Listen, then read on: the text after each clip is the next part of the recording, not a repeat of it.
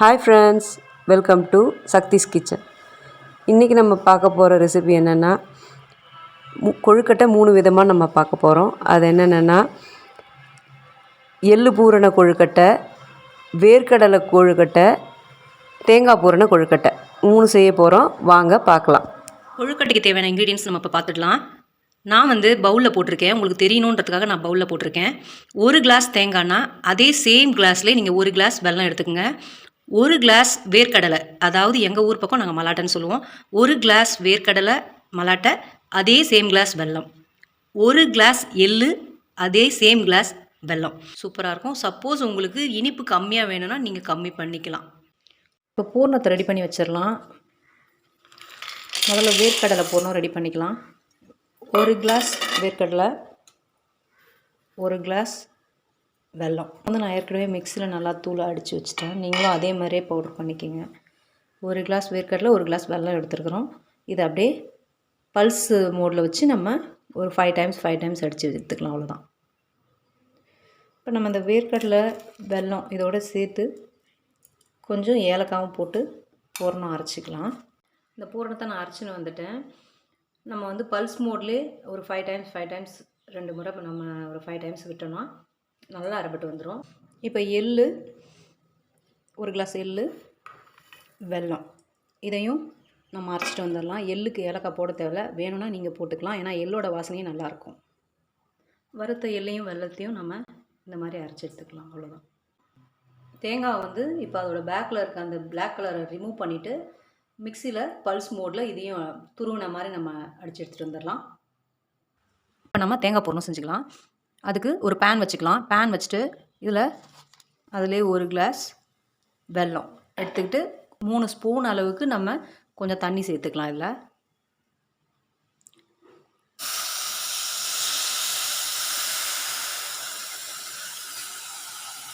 இது மெல்ட் ஆகட்டும். இந்த வெல்லம் மெல்ட் ஆனதுக்கப்புறம் தான் நம்ம தேங்காய் சேர்க்கணும்.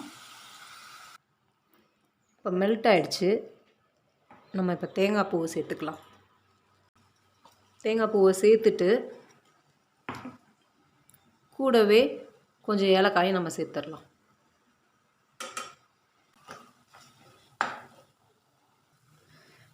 நம்ம இந்த கெட்டியாக ஆகிற டைமில் நம்ம என்ன பண்ணலாம், 1 ஸ்பூன் நெய் விட்டுக்கலாம்.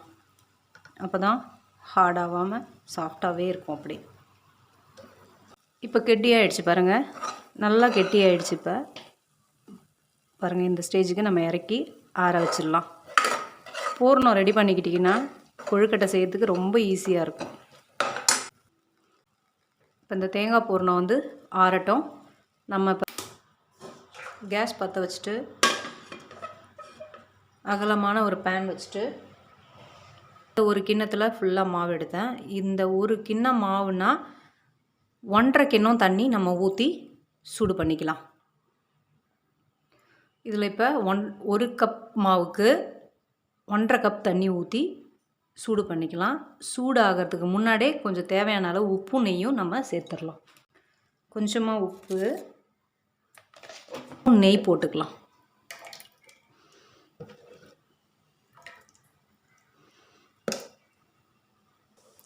இப்போ தண்ணி நல்லா சூடாயிடுச்சு. இப்போ நம்ம அரிசி மாவு போட்டு நம்ம மிக்ஸ் பண்ணிக்கலாம்.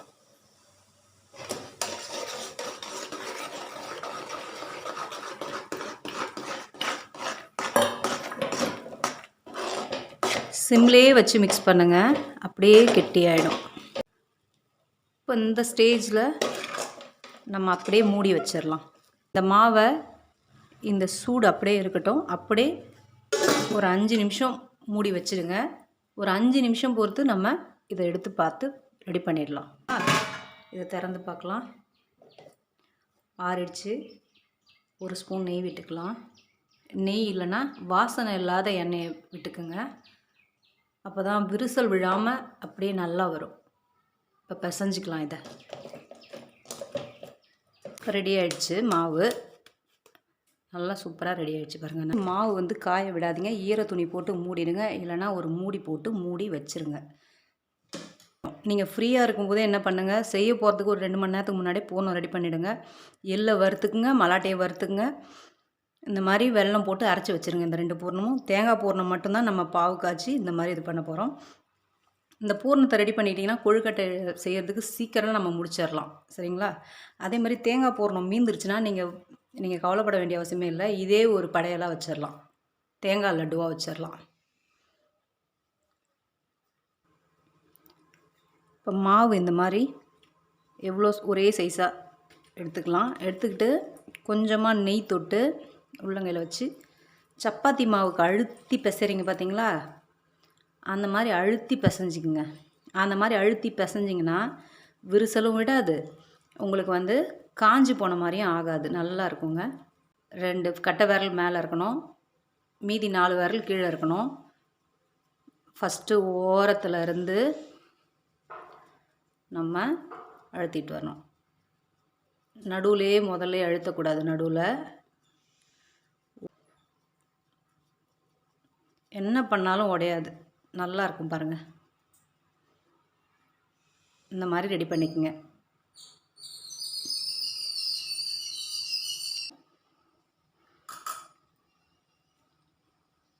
அப்படியே இந்த 2 கையில் இப்படியே க்ளோஸ் பண்ணுறோம். அப்புறமா ஓரம் ஃபுல்லாக ப்ரெஸ் பண்ணி விடுறோம்.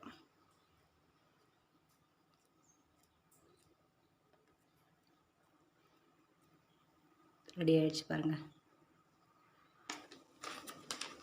இப்போ பார்த்தீங்கன்னா இங்கே பாருங்கள், இந்த அளவு தான் இருக்கணும். இந்த சைஸ் அளவு தான் நம்ம தட்டிக்கணும். இதுக்கு மெலிசாவும் போகக்கூடாது. இப்போ இதில் நம்ம தேங்காய் பூரணத்தை வைக்கலாம்.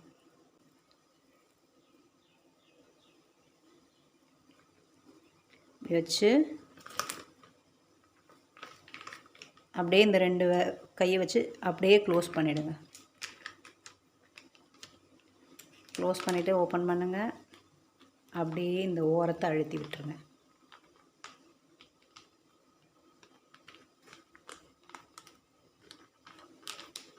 ரெடி ஆகிடுச்சு பாருங்கள். இது பிகினர்ஸுக்கு ரொம்ப ஈஸியாக இருக்கும், நமக்குமே கூட ரொம்ப ஈஸியாக இருக்கும். நீங்கள் எப்படி வேணாலும் செஞ்சு பாருங்கள். இது நம்ம பார்க்கலாம். அச்சில் லைட்டாக நெய் தடவிக்கிறேன். தடவிட்டு க்ளோஸ் பண்ணிடலாம். இப்போ மாவு எடுத்துக்கலாம். உள்ளே போட்டுட்டு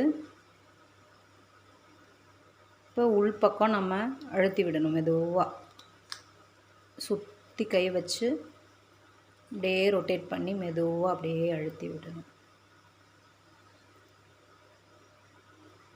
ஒரு குட்டி பால் அப்படியே உள்ளே போகிற மாதிரி இந்த மாதிரி ரெடி பண்ணிக்கணும். இப்போ ரெடி பண்ணிவிட்டு இப்போ இந்த தேங்காய் பூரணத்தை நம்ம உள்ளே போட்டுடலாம்.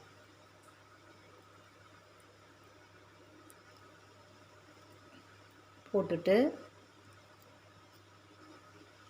அப்படியே க்ளோஸ் பண்ணிக்கலாம். இப்போ ஓப்பன் பண்ணி பார்க்கலாம். சூப்பராக வந்துருச்சு பாருங்கள். எவ்வளோ அழகாக வந்துருச்சு பாருங்கள். இப்போ நம்ம இதை வேக வச்சு எடுத்துகிட்டு வந்துடலாம்.